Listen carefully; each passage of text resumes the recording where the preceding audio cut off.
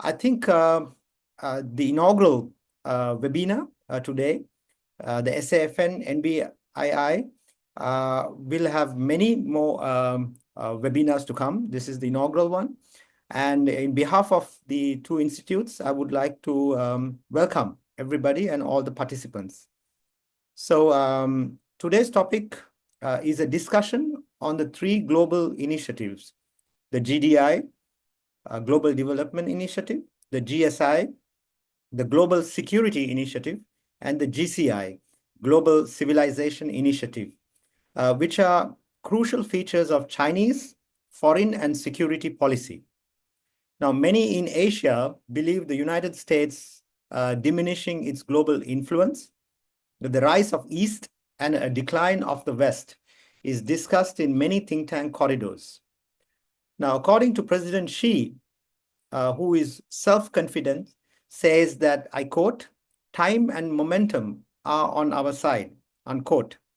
The Chinese political elites believe by 2049, the centennial of the communist regime, the rejuvenated Chinese state will have equaled or surpassed the United States in every factor.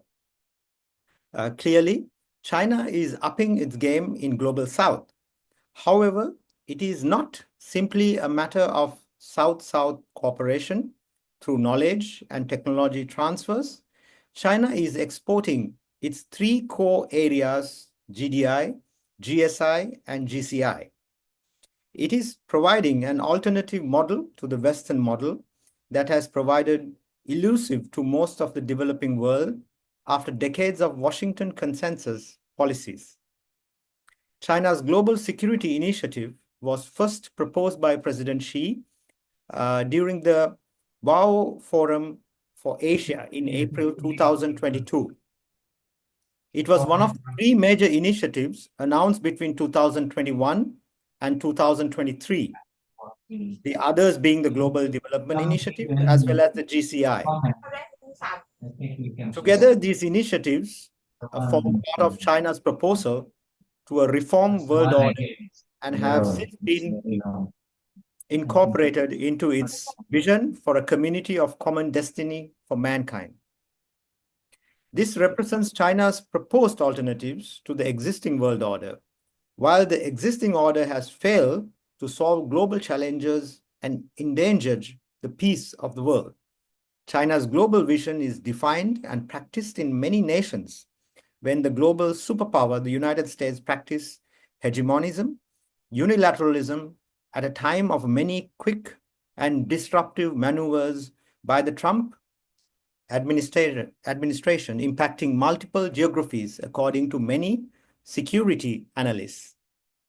GSI is a response to China's core principles of diplomacy, including the paramount importance of state sovereignty and territorial integrity, non-interference in the internal affairs of states, and opposition to unilateral sanctions and bloc confrontation. GDI, President Xi first outlined this proposal to the United Nations General Assembly in 2021 to help revive global efforts to achieve the UN Sustainable Development Goals by 2030. But just as the GSI aims to guide discourse on global governance, the GDI goal is to serve the international dialogue on the global development agenda. Now, GDI has gained traction in developing nations, many developing nations, including Sri Lanka, where I'm coming from, as well as the UN system at the global level. As part of these broader framing efforts, Beijing introduced the GCI, Global Civilization Initiative, in March 2023. Now, together, the three global initiatives are pivotal features of Chinese foreign and security policy. That is the starting point of the three initiatives. They are a response to a world undergoing historical change, and Beijing holds that China is in the best development stage since modern times. So, with this introduction, we have 5 scholars from most important geo-economic and geopolitical regions of the world, including China, South Asia, and Southeast Asia. Our distinguished speakers from the nations of Thailand, Cambodia, Bangladesh, Nepal, and China will add their perspectives on these three areas, the GDI, GSI, and GCI. Now let me introduce our first speaker, who is from Thailand. Professor Kriengsak, Chareonwongsak, is a distinguished senior fellow of the South Asia Foresight Network and the chairman of the Nation Building Institute and president of the Institute of Future Studies for Development in Thailand. He is the eminent member of the National Education Council, and Professor Kriengsak is a senior fellow at the Harvard University, professor of management and economics, and an advisor to a former prime minister, former deputy prime minister, and the former minister of defense in Thailand. Over to you, Professor Kriengsak, and thank you so much for joining.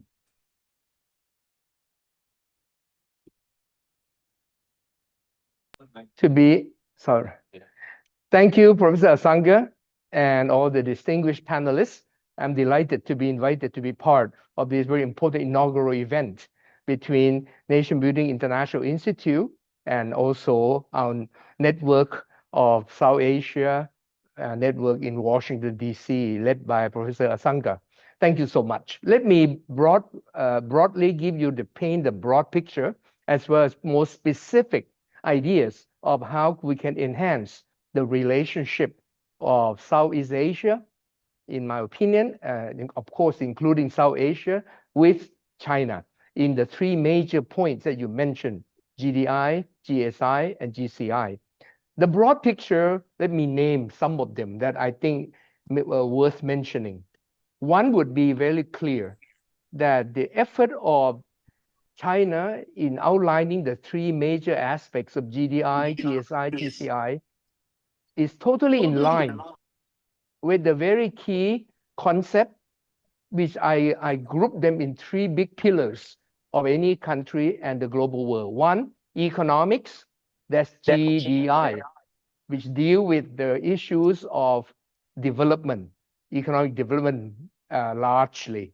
The issue of GSI deal with the issue of political international relationship, and therefore it's politics which need to be addressed in governance in terms of the global world, politically, international relation-wise.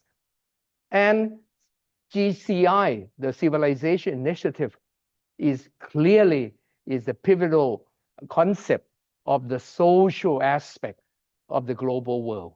And therefore, I want to congratulate China for outlining a very comprehensive and complete pillars.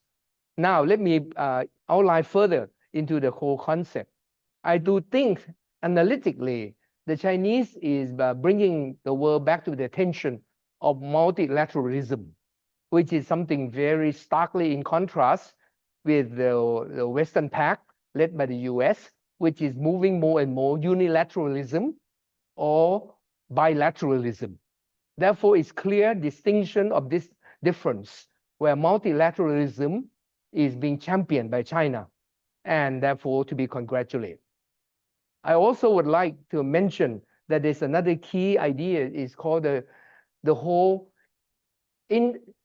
international infrastructure of how we relate in all these aspects. The Chinese are moving to create alternative version of what has been led by the Western Pact, led particularly by the US and the Europeans, which has created a World Bank, the IMF, and so on.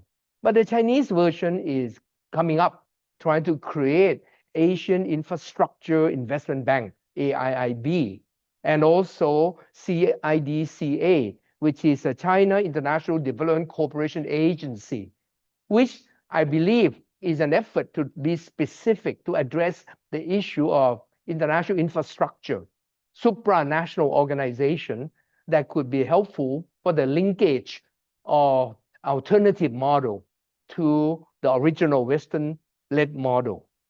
I also would like to point out the key features in difference between the US-led pact and the Chinese-led pack, if I may call it that way. The US is far more, particularly in the Trumpian time, with Trumpism, in my terminology, which I call him the very first time in the world, Trumpism. Basically, Trump has many features of Trumpism. One of them is clear. He is looking for bilateral in terms of exchange, in terms of interchange. He's looking for the whether there is a approach where both sides can negotiate for the benefit of both sides in dealing with any country, in particular bilaterally, particularly trade as an example. But with the Chinese style, it's far more respectful and non-interference in terms of domestic affairs. And it's very clear portrayed in the behavior of the Chinese in allowing non-interference as the main issue, that the world is seeing a different style of leadership that is happening in the global world, where the Chinese and the US are competing for the world arena in leadership. And obviously, my point already put in, that is, there is a competition going on between the Chinese-led world and the US-led world at the moment, when the two superpowers are very much equal, almost equal in power.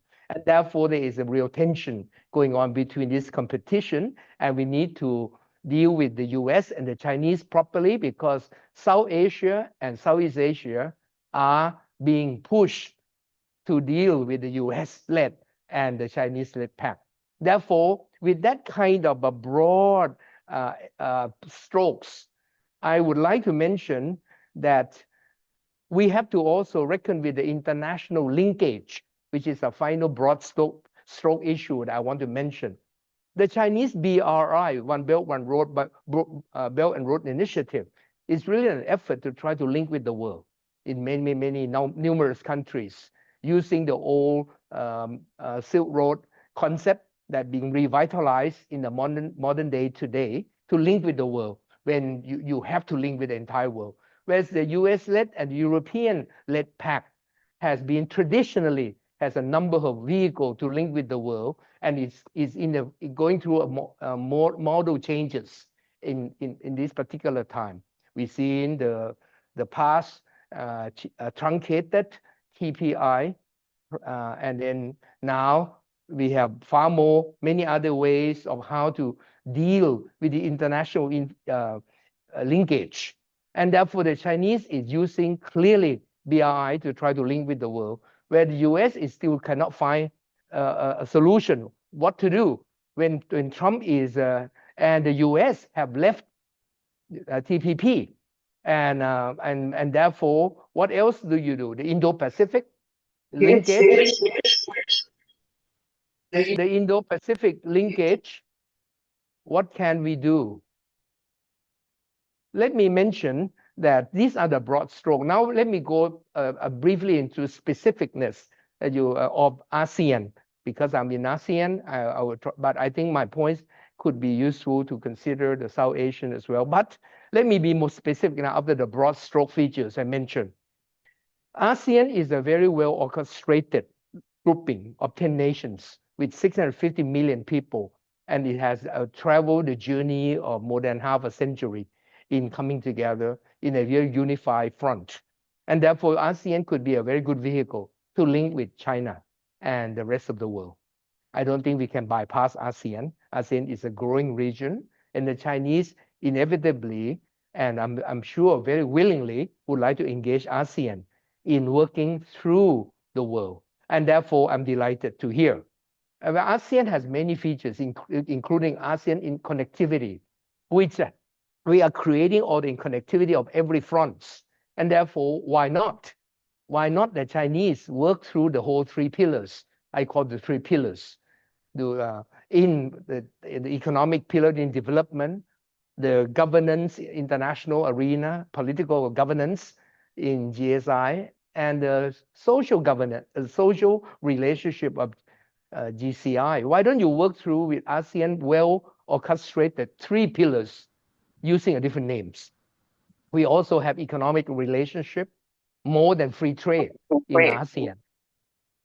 We also have a huge effort in socio-cultural aspect in ASEAN, and the political governance, which also using the same style of consensus and the same style of non-interference in ASEAN.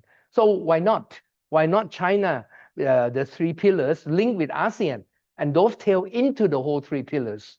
That's my point number one, which I would like to paint a specific point to draw your attention.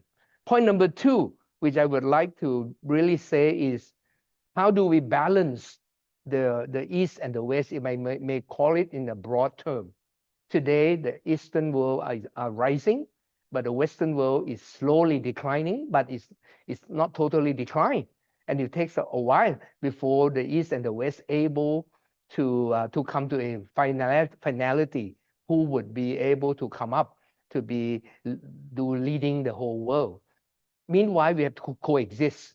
Therefore, the issue is how to use ASEAN to bring the cooperation of East and West. That's my second point. And which is within ASEAN, we have countries that are able to work with two sides.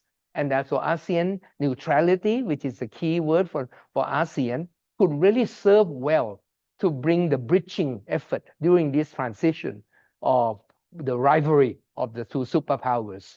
How could we make sure ASEAN be the go-between, able to bring the cooperation and the ability to create a tremendous future in working together between the Eastern Pact and the Western Pact? So that's another point which I really would like to put on the table for our discussion. And also, my third point would be, in particular, would be soft power. You know, I'm from Harvard, and my colleagues, Professor Joseph Nye, construct the concept of soft power in 1990. I recently wrote a new book called Super Soft Power, which is a critique to my friend Joseph Nye, but admire him for what he has started, but try to bring it more comprehensive, in depth, in width, and try to create a new concept called super soft power. Anyway, the Chinese is demonstrating very well my concept of super soft power in every way. So I would like to paint a picture that the world today cannot be in confrontation with hard power. We need to work mostly with soft power. And therefore, why not use ASEAN, which is very soft in the way we are already? Why don't we use the super soft power of ASEAN, working with the Chinese and the American to tone down Trumpism, which is a much more hard power, very much so in the last few days after his swearing into the presidencies. So why don't we deal with the issue of soft power, hard power, and may I produce the new concept, super soft power, for the consideration of ASEAN and China to work together on that front, and try to hope our friends from the US listening in come in and work with us on the soft power aspect. Not too hard, we're not going to get anywhere. So we need to really talk in super soft power language. That's my point.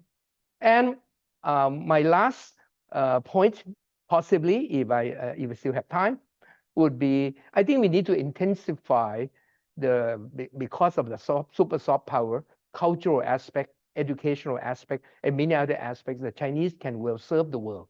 Today, I noticed that the Chinese have targeted to make 20 of your universities around China to be one of the world-class universities. And you are achieving the result in a very short time. I have visited Beijing University, spoken there. I have visited Tsinghua in my past time, in my decades. And therefore, I can see that your university are coming up. Why don't you intensify that relationship? When the US is retreating in linking with the world educationally, why don't you intensify enhancing the linkage with the world through your university network and the university network in ASEAN, for example? Of course, cultural aspect. You cannot deny the 5,000-year history of Chinese civilization, and it's being felt all over, everywhere in ASEAN, including Thailand, and Thailand more so. I would say the Chinese and the Thai are closer than most countries in the world. Most of our people have some Chinese blood, a little bit at least. And the Chinese civilized aspect has been part of us, some of the language even, some of the culture, the food, and so on. Of course, we improve on your version. We make our food better than yours. That is tongue in cheek. But basically, the cultural aspect can be done. Why don't we work hard on that and then slowly work on the other fronts that needed to be worked on? With all that, I'm saying there's a lot more we could say. I would say I paint the broad strokes and I paint the specific strokes in how ASEAN should respond to the three pillars of GDI, GSI, and GCI. I hope it's helpful in kicking off the discussion. Thank you very much. Thank you so much, Professor Kriengsak, for your valuable inputs. I think you mentioned something very important at a time of, hard power is in the discussion, but soft power.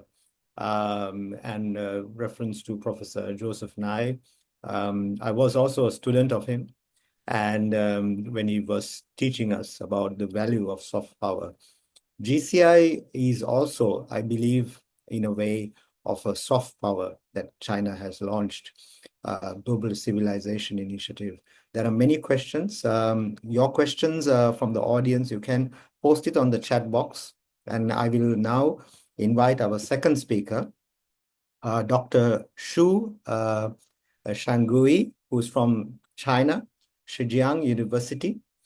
Is a senior research fellow of the Overseas Safety and Security Program at NTSPD, Non-Traditional Security Program at Zhejiang University.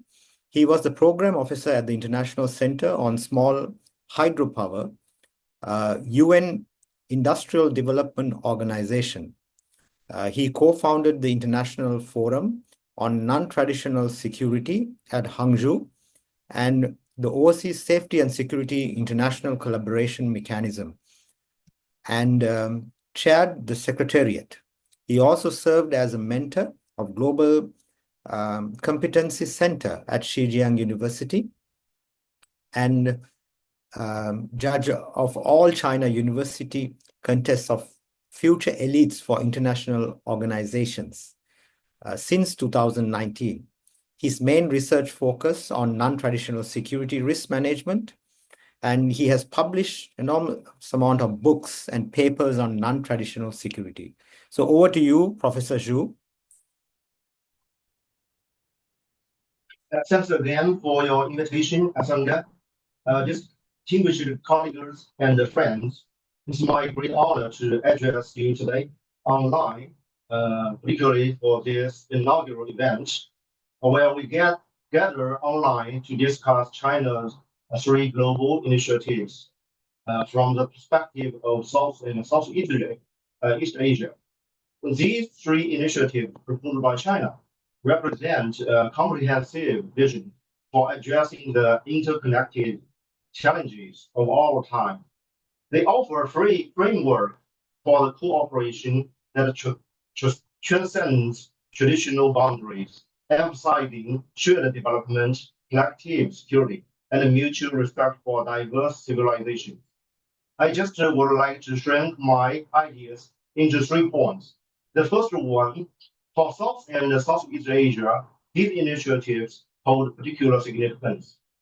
The GDI, with its focus on poverty alleviation, food security, and green development, aligns closely with the development priorities of many nations in our region. By fostering partnerships in infrastructure, technology transfer, and capacity building, the GDI can accelerate progress toward the sustainable development goals, particularly in areas like renewable energy, digital connectivity, and climate change. The GSI, emphasizing a holistic approach to security, is particularly relevant in addressing the non-traditional security challenges that affect our region, from transnational crime and terrorism to climate change and pandemics. These threats demand collective action and shared responsibility. The GSI provides a platform for strengthening regional cooperation mechanisms enhancing intelligence, information sharing, and building capacity to respond effectively to these evolving challenges. The GCI, celebrating the diversity of civilizations, offers a powerful antidote to the forces of division and intolerance. In a region as culturally rich and diverse as South and Southeast Asia, the GCI has fostered greater understanding, respect, and dialogue among different communities. By promoting people-to-people exchanges, particularly cultural diplomacy and education collaboration, the GCI can help build bridges of friendship and cooperation that transcend political and ideological differences. My second point is non-traditional security cooperation is a cornerstone of sustainable development. The interconnected nature of these challenges requires a multi-stakeholder approach involving governments, international organizations, the private sector, and civil society. Non-state sectors, particularly people-to-people exchange, play a crucial role in building trust, fostering understanding, and generating innovative solutions to complex problems. My third point is when we're looking ahead, we must strengthen our collective efforts to advance the goals of GDI, GSI, and GCI. This requires a commitment of enhanced practical collaboration. For example, fostering collaboration between think tanks and research institutions to generate evidence-based policy recommendations and promote knowledge sharing. Non-official forum and exchanges, expanding platform for dialogue and cooperation among civil society organizations, business, and academic institutions, joint research and information sharing, collaborating on research projects, data collection, and analysis to better understanding and address shared challenges. I would like just to conclude, by working together, we can harness the potential of these initiatives to build a more peaceful, prosperous, and sustainable future for South and Southeast Asia and for the world. Congratulations on the inaugural NBII and SAFN partnership, which sets a good example for future collaboration among us. Thank you very much. Thank you so much, Professor Zhu. And you mentioned a very important point on collaboration, research collaboration that's taking place right now between Washington and Thailand from the SAFN as well as NBII. And of course, the collaborations will enable us to send policy recommendations in the near future. So with this, let me invite our third speaker, who is Professor Shahab Inam Khan from Bangladesh. Professor Khan holds a PhD and is a permanent faculty member in the Department of International Relations at Jahangirnagar University in Bangladesh. His distinguished career includes serving as a Fulbright professor in the Department of Political Science and International Relations at the University of Delaware in the United States during 2022 and 2023.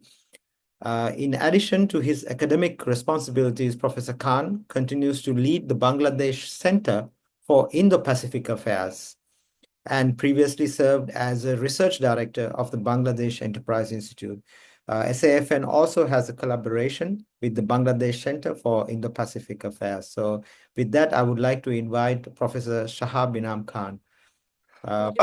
Very good morning from Bangladesh, and thank you very much, Professor Asanga. And I was thrilled to listen to all the speakers who have aptly highlighted the necessity of global cooperation. And we are going through a very, very interesting time in history, which is perhaps most phenomenal since 1945. We now have global change in terms of geopolitical equations. We are now seeing the Ukraine crisis taking a dramatic change. We are now seeing a very fundamental changes in the U.S. foreign policy, including its soft power that my esteemed previous speakers talked about. And I think that is one of the key defining factors for many countries that has quite a dependence on global support and assistance for not only development, but also for security. And I think what is extremely important at this moment, when we look into these changes, we are also seeing changes in the Middle East coming from different corners within the Middle East. We are now seeing the Chinese coming up as a fundamental security provider countries that is heavily linked with the Chinese and American development and economic projects. And I was very intrigued to listen to my previous speakers when they mentioned about BRI. As well as the Indo-Pacific as a whole. I mean, we are now seeing Southeast Asia presenting a phenomenal initiative called Regional Comprehensive Economic Partnership, RCEP, which has really brought almost one third of global GDP and economy together, in which both China, ASEAN, and the Indo Pacific states have real stake. We are now seeing that an alternative efforts going on to come out from the traditional sources of development and market that historically the West used to provide. And definitely, my previous speakers have thoroughly talked about the soft power, and I was particularly intrigued by the term super soft power, where essentially everyone is now looking forward to maximize economic gain rather than resorting to the conventional narratives of security. And national security, perhaps the idea of national security has substantially changed. I wrote an article a few years back where I mentioned that the fundamental problem in international It is relations too is loud. I'm sorry. I can't that turn it down. we really don't see much Going. gap between geopolitics and geoeconomics, perhaps, and the gap between traditional understanding of geopolitics and geostrategy has substantially changed, and the gap is becoming much more blurrier than ever. Now, with that note and that kind of structure that Southeast Asia and South Asia would perhaps be embracing in the coming years, the number one issue is how are we going to sustain our development aspiration? And I think what makes South and Southeast Asia common is that we have a real challenge in terms of our changing demography to sustain and thrive for a better life. And I think this is where I think the Chinese initiative for GDI and GSI factors in along with the Indo-Pacific economic framework that was proposed under the Biden administration. And we are yet to see that the Indo-Pacific economic framework, how it unfolds under the Trump administration in the coming years. And I think both of these initiatives are extremely crucial for this particular geographical landscape, which is not only presenting phenomenal promises and proven promises, every data will tell, but on the other hand, this is the same region that comes with vulnerabilities too, be it in the front of climate change or be it in the front of economic vulnerabilities or insecurity syndromes, whether it is in the form of counterterrorism or terrorism or extremism or populism in that matter. So we have to really have some sort of common conduits among the Chinese, the Americans, and most certainly these two regions. If we look at one fundamental problem that we get to see, and which I consider as the arc of instability, if you see it from Afghanistan, and then if you go through the Himalayas, come down to Northeast India, and all the way down to Myanmar, that particular arc still remains the Achilles heel for not only South Asia, and increasingly Southeast Asia is feeling the brunt of that. Myanmar still remains as a major issue for South and Southeast Asia. It sits right in the middle of South and Southeast Asia.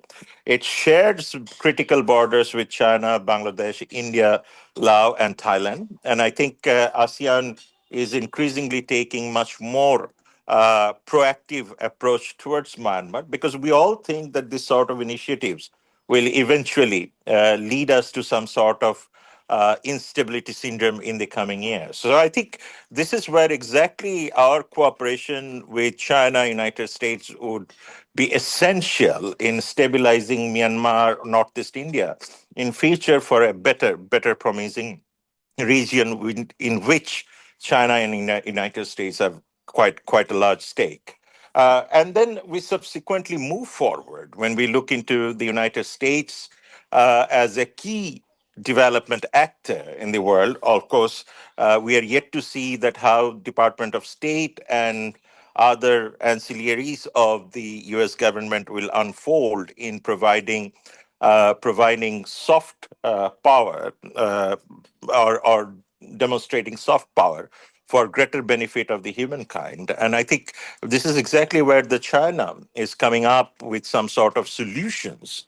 And someone has mentioned about sanction and bloc politics. And certainly for the countries which are in transition, countries which are developing, and countries that has the priority over the economic benefit and welfare would certainly be very much worried about the bloc politics and the sanction regimes. And I think that makes the whole scenario even more complicated when it comes to our relationship or everyone's relationship in that matter between the two conflicting global powers, that is China and the United States.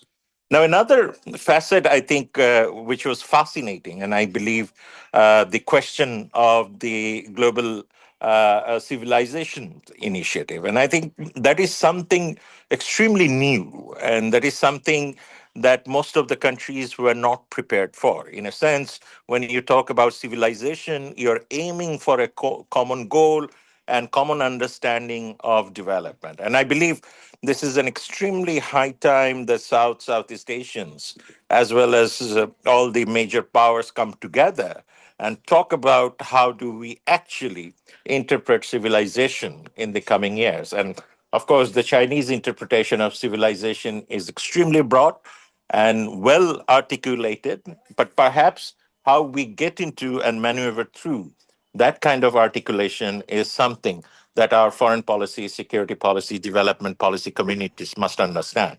And the last point that I would definitely raise over here is the question about the common aspiration for a better, peaceful region. I mean, we cannot bypass China when it comes to the stability. We cannot bypass the United States.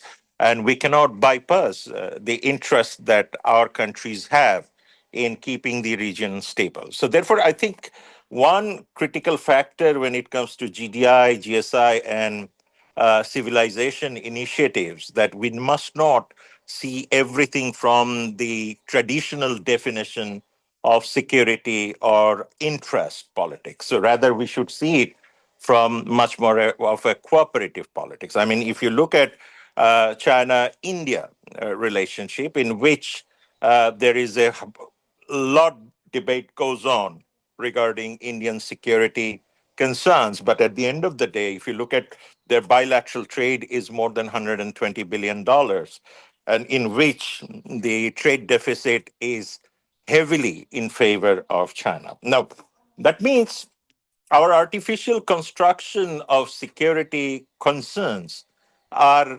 roughly, if we take the economic indicators, we get to see that I think economy pays more dividend for cooperation than the security. So that means that cost of non-cooperation in the political level is perhaps much higher than we could ever anticipate. So, therefore, I think the spirit of South Asian Network and MCC and all these initiatives must be geared towards the common understanding of development that should not be presupposed by the security concerns. And I gave you the China India example. I mean, even if you look at the China-United States relationship. I mean, at least our vocabulary would always say that is going to be competitive rather than conflicting. And I believe that is what exactly will happen because competition is always good. It allows you to come up with innovations, it allows you to come up with solutions to your problems, and it allows you to have cross fertilization of culture, people to people contact, and everything. So that means my understanding of these particular initiatives is should be seen from an apolitical point of view, and there has to be a common narrative by Southeast Asian nations if we have to get the best of our interest. And I think this is very clear. The message is extremely clear that the competitiveness between the United States and China is certainly, I mean, a lot of critics would otherwise argue, but my understanding is this will only provide us much more benefits rather than disadvantages. And in that case, I think common narratives about sanctions and resource nationalism and protectionism is something we have to work on in the coming years. And I believe that we have a common agenda to keep in the Pacific region safe. We have a common agenda to keep the Bay of Bengal safe. We have to have the common agenda to keep the relationship between South and Southeast Asia, as well as the China United States in this entire ecosystem of political economy or perhaps security should be there. So, with that note, my humble proposition to all the participants is that we must work together to make sure that all these initiatives are not interpreted from a very myopic political perspective or a security perspective. Rather, we should engage in consultation and conversation and dialogue with China, United States for the best of relationships so that the interest of the global powers is served, so is the interest of the countries that is participating today are served. Thank you very much with that note. And I apologize for not turning turning on the video. Apologies for that because I'm going through some sort of traffic at the moment. Thank you very much. No problem. Thank you, Professor Khan. So I think you took us to many geographies: India-China relations, Myanmar, Afghanistan, the stability, the regional stability, Bay of Bengal, Indo-Pacific. There's a lot that you have sort of discussed in your presentation. There'll be many questions. I'm certain from those sort of analysis that you sort of presented to us. And I have a few questions also, which I will raise during the Q&A time. So let's go to our next speaker, who is the fourth speaker, who's from Cambodia. Dr. Kin Pia is the Director General of the IRIC in Cambodia, the Royal Institute of Cambodia. He's in 2019, he was working as Director of Department of Diplomatic Studies. In August 2016, he assumed duties as the Deputy Director General of the IRIC. In 2011, he received his PhD in political science from the Royal Academy of Cambodia. Besides studying and working in Cambodia, Dr. Kimpia has traveled to many foreign countries, including for his research, including to US, Germany, South Korea, China, Singapore, Malaysia, Thailand, Vietnam, Laos, and many more countries. So over to you, Dr. Kin Pia. So if you could give your initial presentation now. Okay, thank you very much, Professor Azanka, for the very nice introduction and greeting from Cambodia. Welcome all. Thank you for having me in this very important webinar. I really appreciate what have been raised by our previous speakers, and I also share my view with them. So I will share my perspective specifically on how the three initiatives important for Cambodia economically, politically, and culturally. You may know that Cambodia, as a small state in Southeast Asia, is deeply infected by the evolving global order, particularly the intensifying US and China rivalry. So China Global Development Initiative, Global Security Initiative, and Global Civilizational Initiative presents Beijing's strategy approach to fostering win-win cooperation with developing country like Cambodia. As a close partner of China, Cambodia views this initiative through the lens of economic growth, security stability, and cultural diplomacy. So I would like to touch upon on the three initiatives and how they are important for Cambodia. To me, China Global Development Initiative is very crucial for economic development and infrastructure development. Cambodia sees GDI as a complementary to Belt and Road Initiative, supporting infrastructure projects, digital economy, and poverty reduction with projects like Phnom Penh Sihanoukville Expressway, Siem Reap Angkor International Airport, Sihanoukville Special Economic Zone. These projects address infrastructure gap, boost trade, and create jobs. If you were in Cambodia, maybe 20 or 30 years ago, I think maybe you cannot imagine how Cambodia is developed. So this development cannot possible without investment, without assistance from China. So a very tangible example is that over 20% of Cambodia FDI come from China, supporting sector like agriculture, energy, and tourism. For Cambodia, China is the first largest trade partner, the first largest investor, and also the first largest ODA donor as well. And Cambodia National Strategic Development Plan 2019-2023 aligned with the GDI, focus on poverty reduction, green development, and digital transformation. However, while the GDI present opportunity for Cambodia, Cambodia itself must also ensure that economic resilience does not lead to over dependence on a single country, maintaining a balanced foreign policy. And my second point is on the Global Security Initiative of China. I think it is also very important for regional stability and non-interference principle. Cambodia support this initiative because the principle of non-interference and respect for sovereignty, as they align with the Asian norm of consensus and peaceful resolution of disputes. For example, Cambodia neutral stance on South China Sea issues, advocating for ASEAN-China dialogue over confrontation. So GSI complement ASEAN-led mechanism like Asian Regional Forum.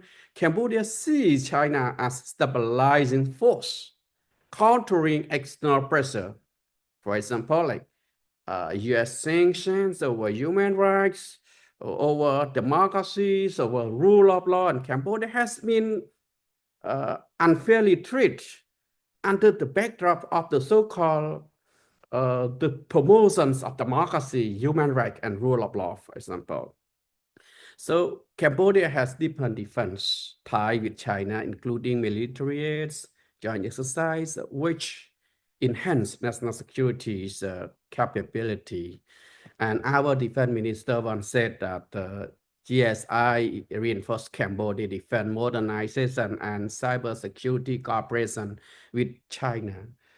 But however, Cambodia must navigate its security partnership carefully, maintaining ASEAN centrality while avoiding perception of over-alignment with China, especially in the South China Sea issue. And for my third point is about global civilizational initiative. As for this initiative, it is also very, very necessary for Cambodia as well, for promoting cultural exchange and soft power diplomacy, as mentioned earlier by Professor Kriengsak. I do agree with you on that.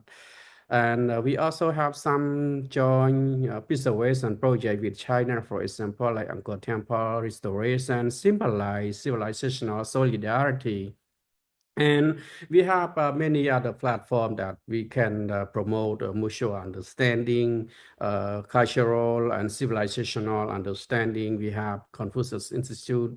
We provide the Chinese language training and also promote the cultural exchange. There are so many exchange programs have been made under this institute. With cultural diplomacy with China is welcome. Cambodia must ensure its own cultural identity and value that are preserved in the face of external influence. So, in conclusion, Cambodia see China the three initiatives as opportunity for economic growth, security cooperation, cultural engagements, but remain committed to ASEAN centrality and multilateralism. While embracing this initiative, Cambodia must also diversify partnership to maintain strategic autonomy amid evolving global power competition. Ultimately, Cambodia aims to leverage China initiative for national development while balancing relations with other major powers to ensure long-term stability and prosperity. Thank you very much. Thank you, Dr. Kimpia. So as always, your remarks were very important for regional stability. A few months ago, I was in Cambodia with Dr. Kimpia at this conference. This was a few months before Trump announced the internal interference of USAID into several countries. And Dr. Kimpia, with his distinguished scholars, were talking about it a few months before. About unilateralism as well as interference on stability of the region, which is very important. So I congratulate you for that particular conference on the security side, on looking at Cambodia, looking at the regional security. I understood about the importance, all these points that you mentioned in Vietnam last week. So Cambodia is a very important, I would say, a player in the region. So with that, I think we'll have many questions to you, Dr. Kimpia, during the Q&A. So I will go to our final speaker.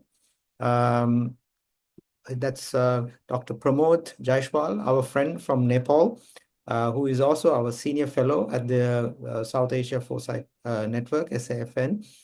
He's the research director at the NIICE, and he has been a regular and visiting faculty at different universities in Nepal and China.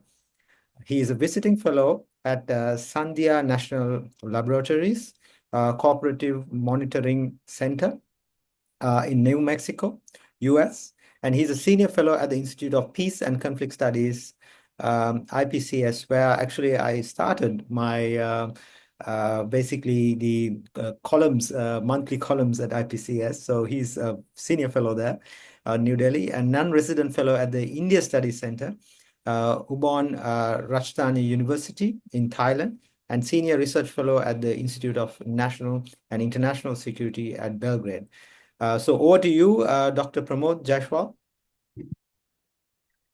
Thank you, Asanga.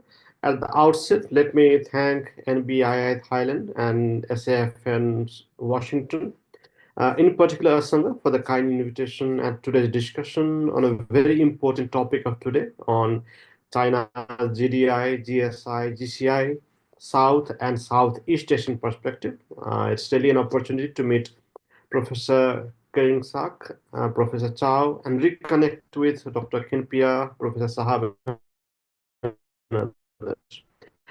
It asked me to focus on 4 aspects, and I roughly have 4 minutes left.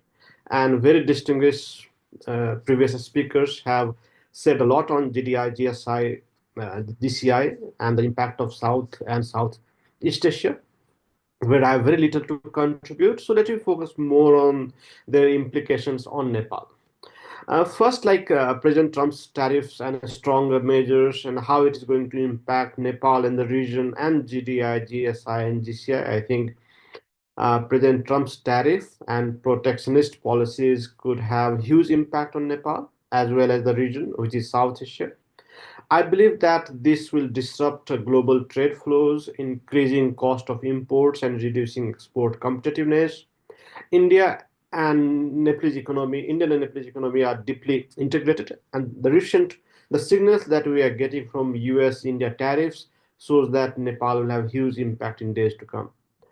As a small country, which is with a small economy which is reliant on trade and foreign investment, Nepal may face economic slowdowns due to reduced demand in key market. And I think initiatives like GDI, GSI, and GCI could also have impact if economic tensions escalates, which would hinder cooperation funding. I think Nepal must diversify trade partners and strengthen regional ties to mitigate risk and maintain economic stability amid shifting global dynamics that we can foresee at the moment. However, much is uncertain at the moment. We might get more clarity on Trump's plan and his policies in days to come. For example, closure of US aid will have huge impact on Nepal's democratization and economic development. Development projects will be affected. Who is going to fill this vacuum is important, whether it will be Europe or it will be the US itself through US Department of State or China. It is yet to be seen. Second, how GDI success and challenges will impact Nepal. I think GDI offers Nepal opportunities for economic growth, infrastructure development, and poverty alleviation by enhancing global cooperation, because we see it as a complementary to BRI. And Nepal, that is a landlocked and connectivity deprived country with poor infrastructure, needs such opportunities, development plans. And I think GDI provides such opportunity to increase investment in connectivity project, digital economy advancement, and improved healthcare, education, agriculture, and other sector of Nepal. However, challenges persist, such as geopolitical tension, especially US-China and China-India for Nepal, where financial discrepancies and aligning Nepal's development priorities with global framework will be a major focus. Effective implementations require transparent governance, regulation, and regional collaboration and sustained financing to ensure long-term benefit. Similarly, strengthening institutional capacity and leveraging Nepal's strategic location can help maximize its impact while addressing socioeconomic disparities for Nepal. Let me come to the third aspect, where security through GSI initiative towards Asian nations and how will it impact in the coming days. I think GSI will face challenges in Asia due to the escalating US-China tensions under Trump's administration, which emphasize economic nationalism and strategic competition. Heightened trade war, military posturing, and global rivalries create uncertainties for Asian nations, which will be similar for South Asia, which will force them to navigate complex security alignments. GSI's success depends on diplomatic engagement, multilateralism, and the conflict resolution mechanism, and the efficiency and capacity of China. While some nations may seek GSI as an alternative to US-led security framework. Others, like Nepal, might struggle to balance ties with both powers, making regional stability a delicate task. Now, let me focus on the last aspect, like connecting culture, GSI, how impactful this will be in the region and on Nepal. I think GCI, Global Cultural Initiative, promotes cultural exchanges, mutual understanding, and global harmony, which can be highly impactful for Nepal and the region. Both countries, India, China, and Nepal, are working on this because there are a huge number of exchanges between both the countries where they promote each other culture, which has been important aspect to increase people-to-people relations and China's soft power. Given Nepal's rich cultural heritage and its position as a bridge between India and China, GSI can enhance people-to-people ties, foster intercultural dialogues, and support tourism and educational initiatives as well. However, as mentioned earlier, challenges such as geopolitical rivalries, funding constraints, and differing national interests may limit its effectiveness. Success depends on inclusive participation, respect for cultural diversity, and collaborative regional efforts to strengthen shared values while preserving national identities. I think I'd like to end here. Thank you. Thank you, Pramod. You mentioned some very important points on especially impacts to the global supply chains, mainly on the tariffs as well as the slowdown.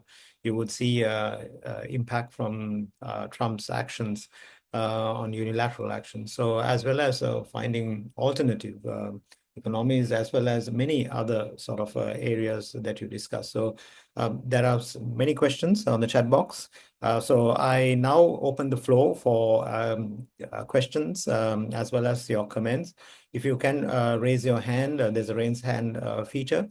I will invite you. Until then, I will read some of the questions that we have got. We have many participants, about more than 50. So you taking the time constraint, I will only take about 15 to 20 minutes for this session. So let me read the first question it is directed to all the panelists actually. So I would say that maybe one or two or three of you could answer. So it's coming from Liana Sofarit. Lina Sofarit is asking, China's GDI aims to promote sustainable growth in the global south. But to what extent do South and Southeast Asian nations see it as a game changer rather than just another extension of Beijing's economic diplomacy? So is it a game changer? Very important question. Thank you, Lena. So over to our panelist who would like to answer.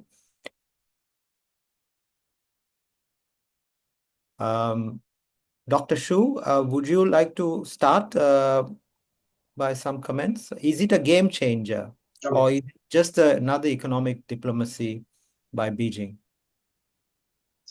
I think GDI and in line with particularly with the SDGs of UN. It's the UN's charter or under framework of the UN is a global picture, but China, I think, is picture is also very big, and particularly for the cooperation of the South-South cooperation. And the GDI aim to promote sustainable development and the global economic recovery, particularly after the pandemic, which undoubtedly contribute to a more balanced and inclusive global economic landscape. And of course, there's some competitions between China and also the Western initiatives. In my understanding, I think the GDI faces competition from the US and even Japan for the South and the Southeast Asia regions.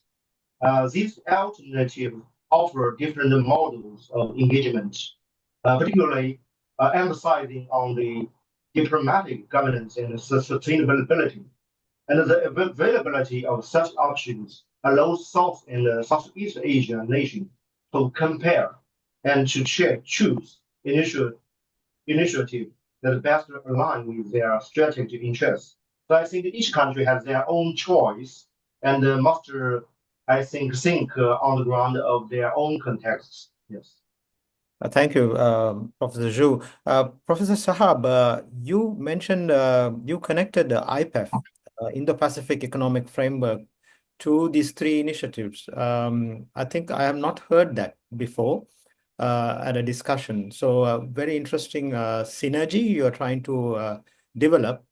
How do you see this as a game changer, or is just another economic policy? No, I think, Dr. Asanga, I think the fundamental position over here, when we talk about game changer, is perhaps is an over ambitious understanding of the entire geopolitical equation. I would rather say that these are the things that will change the mood of engagement of all these countries with the major power fulcrums, right? Now, the first one, when we look at the Indo-Pacific Economic Framework, when it came with the multiple promises. We are yet to see whether this will unfold into a tangible solutions to the development questions or the security questions that our speakers have highlighted. So this is one issue. Are we going to see in the Pacific Economic Framework as a parallel to Belt Road Initiative? I think that is also not going to happen as such, because in the Pacific Economic Framework will come up with a lot of compliance regulatory mechanisms, which I think many of our regional partners will not prefer over the existing conditionalities in terms of development and the development growth. So I think that's another issue. And the third issue is when we look into the Indo-Pacific as a whole, I think there is not a common understanding about Indo-Pacific.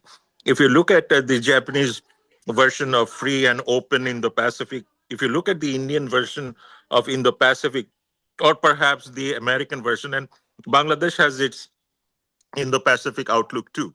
Now, all these Indo-Pacific outlook, while they talk about cooperation, but their engagement processes are fundamentally different. So as a result, I think when we talk about Indo-Pacific economic framework, while it has a phenomenal potential in future, but certainly its limitations are still very much there, and I think that has become much more evident. Would it continue under Trump regime? That is something we have to wait for. I really to comment on that, because we also have to understand that the whole idea of Indo-Pacific and cooperation and modalities actually emerged from the Trump presidency during its first 4 years.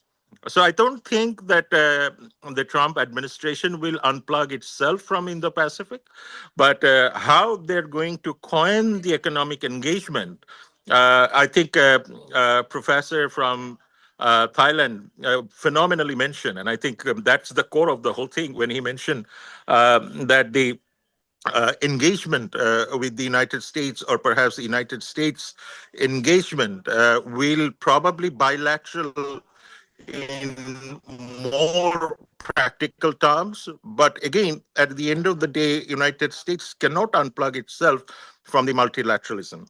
Now, if you look at the global multilateralism, we might see some sort of erosion, but not necessarily these will disappear. As you have rightly mentioned about United States Agency for International Development, which is now becoming under a lot of gunpoint from different governments, including the United States, most certainly. But United States USAID is the flag holder of global humanitarian causes too. I mean, if you take Bangladesh as an example, I mean, we have 1.1 million Rohingyas coming from Myanmar, and they're being sustained with the help of the United States Agency for International Development. And there's no geopolitics over here. I mean, if anybody labels it with the geopolitical entanglement, I think that is way too much. But certainly, this is why I think probably the US government is going through a massive transition. And I'm still very optimistic that the multilateralism will return in the US foreign policy with every possibility. Thank you, Dr. Khan. Dr. Kriengsak, what are your thoughts on, is it a game changer that you see? I think there is a real potential, depends on many conditions met. I would say that the entire world is going through a short-term transition where the Trumpian type of policy of protectionism, America first, make America great again, could really distort the entire world free market and also multilateralism for a short while. But I don't think it can be sustained for the long term. It will bring some short-term benefit to the U.S. because of its size and its economic size, particularly, and its capability to disrupt. And therefore, I think they will got some difficult period of transition. Therefore, with the BRI initiative, with the three particular pillars we talked about today, would it bring a game changer? Yes, if there's a few things that need to be met, but not if it's not being met. Now it's clear in the short term whether it can be able to carry on to the long term. Would the Chinese be able to sustain its effort in working together with the rest of the South-South cooperation, the East and West, if I may call it, and would the Chinese be able to continue its role in able to inject into the engine of growth into various economies? If I be more particular, the three regions are very important in my opinion. I used to coin a new term called New CIA. Have you heard of New CIA? It's not Central Intelligence Agency of the US. The CIA is China, India, and ASEAN. The three core landmass, if you work together with 1.4 billion Indian, 1.4 billion Chinese, 6.5 billion Southeast Asian, together is a huge population. And if these three growing regions can work together, so that's conditionality number one. Would the Chinese initiative working with the rest of the world able to work together with the Indians, led South India, and also the ASEAN region? If you can work together seamlessly, and there's a chance to produce a powerful conditionality for successful game changer. Number two, would it produce economic growth in all these countries, or it just simply carry on as usual, the usual work that is being done before, whereas the countries are left impoverished and unable to grow? And you can see clearly that many countries are with great trade deficit to the Chinese. Therefore, the China has to really be more careful in making sure the longer term there is a win-win approach to the rest of Southeast Asia and South Asia. And a broader stroke of CIA is really this: the South Asia, led by Indian, if we may say it that way, ASEAN grouping, and China. Together, Southeast Asia, South Asia, working together seamlessly to complement working with the Chinese. We could provide a real parameter, new paradigm of game changer if we work together and the devil is in the details. And therefore, it depends how we dovetail our policy, our measures, and how do we think strategically ahead. And it cannot be just go on without some strategic thinking behind. Therefore, to answer the question more succinctly, I would say there is a chance. Now the US is losing the chance, if I may be more blunt. the US, by this very short-term myopic policy, is creating avenue for Chinese to really come in the vacuum. And therefore, the propensity is moving in this direction. And therefore, there is a chance to be a game changer with some of the many conditionalities, which I don't want to say anymore. There's many more conditionalities in my mind. It can happen, and let's make it that way so that there is a chance for the rest of the world in this time of turbulent crisis where there's a real tension, competition of the two rivalries of the two superpowers. Thank you, Professor Kriengsak. So that's a very interesting synergy that you drew, the three large geographies, the CIA, which you coined, and the details are really important. Shahab, you want to add a point? So I invite you. Thank you very much. And I can't really disagree with Professor at all. But I think with the changes in Washington, we are also seeing a massive change in South Asia too.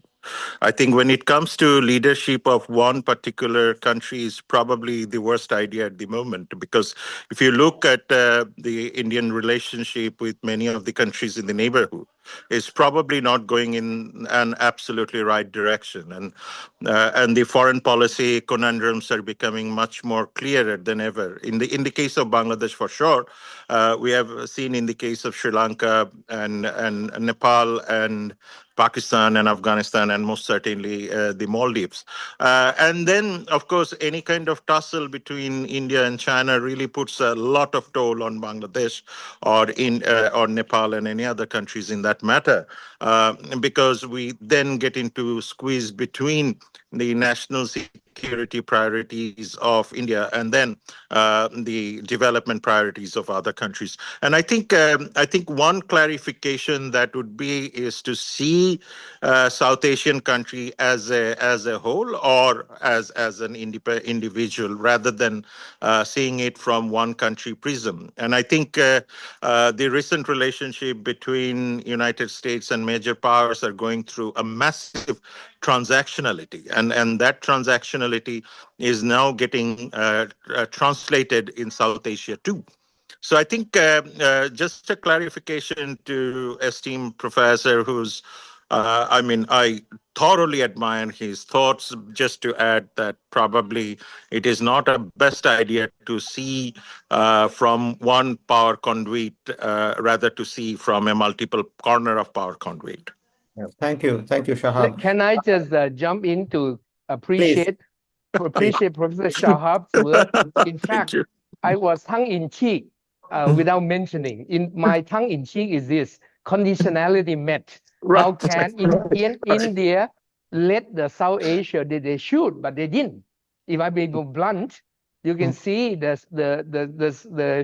echoing of Professor Shahab very well said. In fact, I think the Indian cannot lead the South Asia Pact yet. They need to work together with the rest of their neighbors, and they are not doing well. Now, but tongue-in-cheek, what I'm saying is that if the Indian listening to me now, and you work with South India, there's a real chance. But India is a natural pact leader in the region. That's point number one. That is very important. Number two, there's avenue called BIMSTEC. BIMSTEC is an effort to link Southeast Asia with South Asia, BIMSTEC country. And that is very tame. It's not getting anywhere. And I always mention whenever invited to the South Asia region and say, there is an avenue that can be very powerful if we revive BIMSTEC and really make it powerful.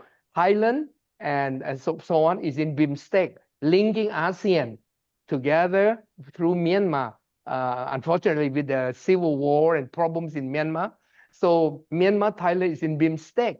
So how can we make BIMSTEC stronger? And that is very important that we need to push forward. And India has to make effort to be, I don't want it to be unkind to the Indian, but to be honest, the Indian has to take the lead and try to show gesture that South India are together, South Asia, are together far more. Well, thank you, Professor Shahab. We're in agreement. That's why we're not talking fully. Thank you. Thank you. I I read agree on the BIMSTEC count. I think a BIMSTEC and SARC, both of the things that we have to really revive. And as you have rightly mentioned, if we want to stabilize Myanmar, Thailand, Bangladesh, India shares it, China shares it, Laos shares it, and we definitely should work together. And we definitely would love to see that Indians coming up with much more proactive and equal-handed relationship with everyone. Thank you. yeah, let's hear some comments from, thank you so much. Let's hear some comments from Nepal. Pramod, do you see it as a game changer?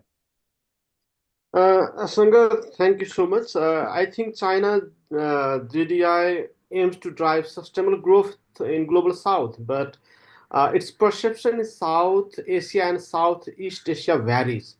Not every country has similar perception about China. We are aware that Nepal signed BRI, while some in South Asia like India are very critical of it. Same issue in whole Southeast Asia.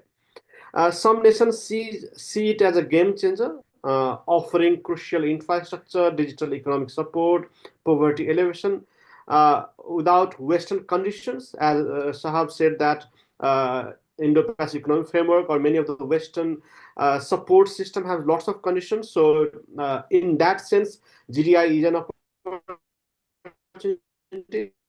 Others view it as extension of Beijing's economic diplomacy, deepening financial dependencies and geopolitical influence. And we are also aware of concerns over depth, sustainability, transparency, and China's strategic interest fuel skepticism, like Hamanto Tawal, and certain segments are raising those issues. So these are also there in the picture. So while GDI presents new opportunities, in long-term impact depends on China's commitment to fair partnership, local economic needs, and the geopolitical balance in the region. It is not only an opportunity and challenge for South and Southeast Asia, but it is also an opportunity and challenge for China. It can increase China's leverage if GDI is successful, and its failure will have implication on China, its position on the global table. So I think we should also look at that aspect. China is improving. I mean, we are talking about BRI 2.0 and all. I think those are really important. China also has to look at those perspectives and come further. Thank you. Right. Pramod, a very important point. So even India is not part of the RCEP. India is sort of, you see that. I mean, that's a clear thing on most of the South Asian countries. IPEF, I believe only one country is in South Asia with IPEF. So I don't see any other sort of, interest. Why is that? Being part of this, so I'm going back to the previous conversation between Dr. Kriengsak and Shahab, India's neighborhood. So you see that sort of a perspective. What is the perspective that you see from Nepal? I think, as everyone said, India has I mean, India could play a very proactive role. India could do a lot, but it has failed to do that. And that is how China has come into picture. I mean, in whole South Asia, it was India earlier. And because of India's lack of delivery, China come into the picture. It's not like China has forced itself into the picture. Obviously, the rise of China has increased its interest, but India has lost. I mean, look at how India has engaged throughout the region. I mean, Nepal and India enjoys very good relations. The relation with Bangladesh was very important, Sri Lanka. But now in the region, because of India's lack of foresight, you can say, or maybe India is asking other neighbors to wait. Let me first develop. Let me first come with my own plan. And the neighbors are not willing to wait for that. Right. And in that sense, China offered a huge opportunity. So when India said, "Oh, let's wait. Let me first develop myself. Let me build my infrastructure," the countries in the neighborhood say, "Well, let me then engage with China in the meantime." So I think that is how China come into the picture. So it's an opportunity for China as well. But at the same time, because of the geopolitical tension, China has to come with very robust policies, very effective plans, which China has delivered, and I think they will come in days to come as well. Thank you so much, Pramod. Dr. Kimpia, do you see how do you see from Cambodia? Is it a game changer? The three pillars of GDI, GSI, GCI. Is it a game changer? Yeah. To be in short, I think we share very, very diverse perspective on the three initiatives, particularly the GDI, with some regarded as a very transformative factor, improving infrastructure development, investment, and sustainable development, while increasing China regional power. Some are also concerned about financial reliance and possible debt pitfall. A key in the Belt and Road Initiative from geopolitical perspective, and GDI is viewed as a means for China to influence regional economic standard and reinforce a partnership. Nations such as Indonesia, Vietnam, Cambodia participates strategically, weighting advantage alongside with varied collaboration. So in summary, GDI function as an economic facilitator and also a geopolitical tool in the area as well. Thank you. Thank you. Thank you so much.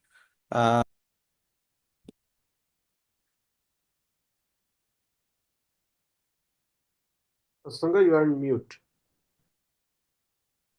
Thank you. Our next question is from Ishini Shashi Prabha. So she says, warm greetings to all. I would like to pose a question to the panel. In what ways could China's Global Development Initiative and Global Security Initiative alter the global balance of power?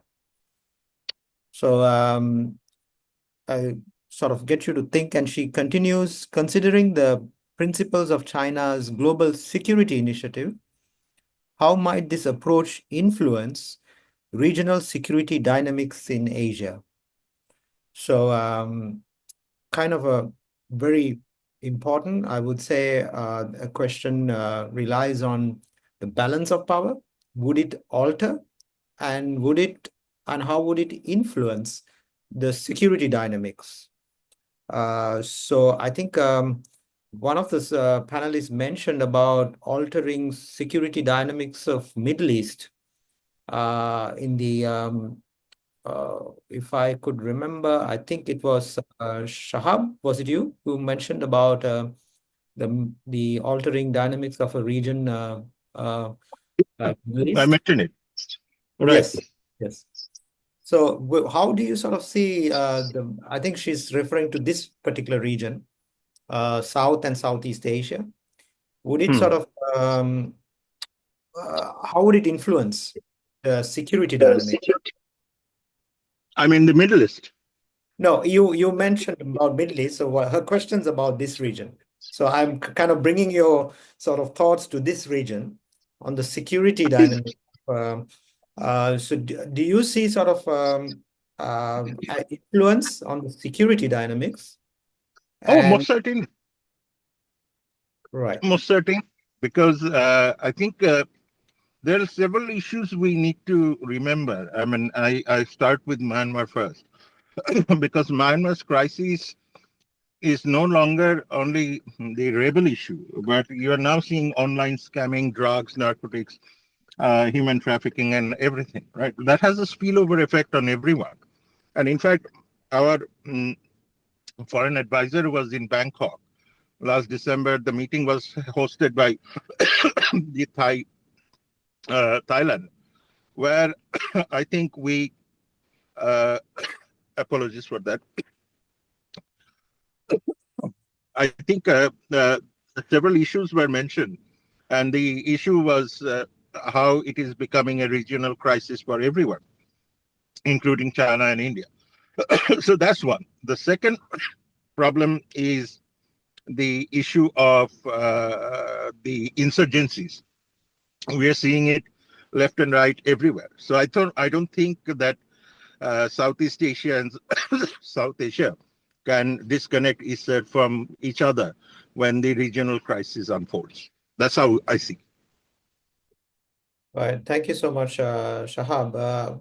Any other panelists who wish to sort of add to that question, see a sort of a significant influence to regional security, as well as the balance, global balance of power? Anybody else? Yes, Pramod. Yeah, please. I I think China's GDI and GSI could shift the global balance of power by enhancing China's influence in the global south, basically reducing reliance on Western-led institutions and promoting multipolarity, which China and the many other countries in the region want. Uh, GDI, many are comfortable because GDI strengthen economic ties through infrastructure and digital investment. But GSI, certain countries have problem because GSI challenges US security dominance, and that is how US perceive to it. So by promoting non-interference and regional cooperation, China is trying to get an edge through GSI. In Asia, GSI can reshape security dynamics by reducing dependence on Western alliance, fostering China-led security mechanism, even influencing conflict resolution. But the problem is that certain countries are very critical of it because they think that it's a development initiative. GDI is fine, but getting on GSI can challenge their. Uh, uh, I mean, it can alter the balance of power balance in the region. But So, if I may add to that, Pramod, in the present context, where President Trump is speaking about, about different geographies and acquiring different geographies, expansionism of US. There's not a single word on the Indo-Pacific still. I have not heard from the regime. So do you see sort of more sort of credibility being built by China? Do you see sort of there's more strength coming in towards Chinese sort of I would say the policies here of there is maturity here than in the US? Do you see that sort of a balance sort of kind of shift through this GSI? yes, that is quite visible. I mean, the signals that Trump is setting is a very free sweep for China because look at the statement that comes from US on Ukraine. I mean, the country which fully supported Ukraine is now taking a complete U-turn. So that raises concern on many of the countries who rely on US for their security, for to balance, engage with US and balance China. Now, when that situation comes, when it is something like Ukraine or others like that, gives a clear advantage for China. But again, I said, like, I think we have to wait and watch Trump. I mean, it's too early to predict, and also he's unpredictable.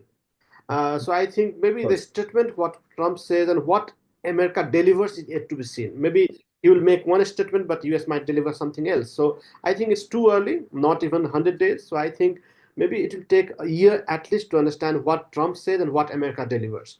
But if the statement that Trump delivers is true, obviously it's an advantage of China because China will be seen like a trustable partner, and US as unreliable who can take complete U-turn anytime, risking their own sovereignty. So I think in that sense, it's an advantage. But again, as I said, in Nepal, like the Nepalese president Bidya Bhandari in the past, he committed to GSI, but other powers or other parties in Nepal are critical of it. But overall, I think many countries are for that, and China is leading that path at the moment. Thank you. Right. Thank you. There's Can I add one point to what Pramod has mentioned? Yeah. If it is okay. Go ahead. I mean, with your humble permission, Chair. I think what Pramod has mentioned is very, very critical. China as an alternative power or the solution. I'm repeatedly using the term solution because we are actually talking about a lot of uncertainties and security issues. Now, here, I think I might present the case of Bangladesh for everyone. If you look at Bangladesh, the largest trading partner for Bangladesh is China. If you look at the largest foreign direct investment in Bangladesh, is the Americans. If you look at the largest overseas development assistance partner, it is Japan. So what it means, all the largest portfolio for the country's overall stability and development is largely dominated by the multiple actors rather than one actor. So we often get into conversation in Bangladesh that shows that we are looking towards one particular actor, which is not. So I think that kind of development model is perhaps a great idea to study for most of the countries who are actually talking about development and economic assistance and perhaps alternatives to the existing mechanisms for overall growth and prosperity. And I think that will be kind of an interesting study for everyone. Thank you, Shahab, for that question. There is a specific question to Cambodia by Shagun Taplial. She's asking, what was the impact caused by the withdrawal of USAID program in Cambodia, especially in the areas of economic engagement and demining efforts? So is there sort of an impact from the withdrawal of the USAID program, she's asking, in Cambodia? Okay, thank you very much. I think this is not potentially affects our economic development. As you can see that the USAID program in Cambodia mostly focus on related to environment, to the rights empowerment. They mostly work with the local people to promote the people empowerment. And as for the demining projects, we also receive a part of the projects from USAID. And recently, through the US Embassy in Phnom Penh, the US administration also continue their grant for the mining projects in Cambodia. So it is a very minor effect to Cambodia. And the USAID program has not gone directly to the government agency, mostly goes to the NGO, the civil societies, not any public investment projects. It's unlike the ODA from other country, particularly from China, that go directly to the government agency for infrastructure development, for economic growth, job generation, things like that. But for USAID, more focus on rule of laws, democracy, human rights, things like that. Thank you. Thank you. Thank you to everyone. So I think we are out of time now. So I have posted, there's so many questions. We can't take everything, but I posted my email. You can send it to me. I will send it to the speakers. And so you could have a reply from them. So because of the time factor, we would have to end this conversation. And I would like to thank, in behalf of South Asia Foresight Network and the NBII of Thailand, for our speakers. So thank you so much for sharing your perspectives and your valuable insights. And all the participants from Southeast Asia, US, I know it's very late in the US, so thank you for being with us. And also from Europe. So thank you. Thank you very much for all your questions and participation. So please join us again for the SAFN discussions. Time to time, we'll have such discussions and we'll keep you informed. Thank you very much.